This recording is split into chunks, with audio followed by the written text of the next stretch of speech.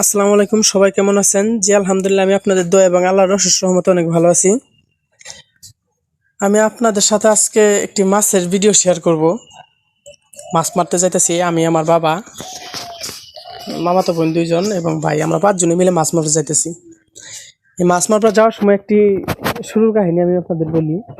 আমি আমার বাবাকে অনেক কদিন ধরে বলতেছি যে আব্বা চলো মাছ মারতে যাই, তো নদী অনেক দূরে, তো আব্বা যাইতে চাইতেছিল না।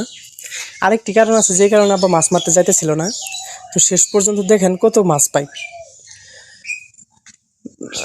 অনেক দূর রাস্তা, অনেক দূর। আমার বাবার সাথে আমি যাইতেছি, আমার ছোট বোনগুলা আছে, এই যে আমরা সবাই একত্রিত হইলাম, আবার একটু দাঁড়াইছিলাম। তো এই জায়গা থেকে আমরা আবার রওনা দিতেছি। অনেক দূর, আর নদীতে গেলে কম বেশি মাছ পাওয়া যায়। এখন আমরা যে উদ্দেশ্যে মাছ মারবা যাইতেছি এটা হলো চিংড়ি মাছ। চিংড়ি মাছ চিংড়ি মাছ মারার হলো আমার মূল উদ্দেশ্য। দেখি এই জায়গায় যা হেরে কি মাছ পাই। নদীতে জালি দিয়ে খেয়ালে চিংড়ি মাছ পাওয়া যায়। ধুধু মরুভূমির মতো দেখা যাইতেছে। তো গেতে প্রায় আধা ঘন্টার উপরে সময় লেগে যাও গা, সবাই পাশেই থাকেন।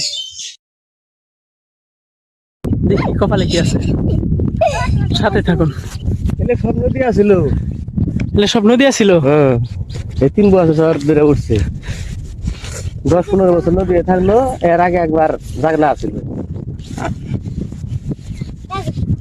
সবাই ভুট্টা ধান যার যেটা করা দরকার সেই সেটা করতেছে। আব্বা বুঝাইতেছিল যে এই জায়গায় অনেক নদী আছিল, এক এক সময় এক রূপ দেখছে নদীর, তাই আব্বা এটা বলতেছিল।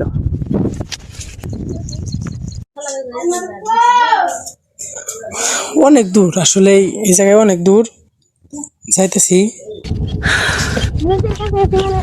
দেখি এখন কটা মাছ পাই, কি মাছ পাই।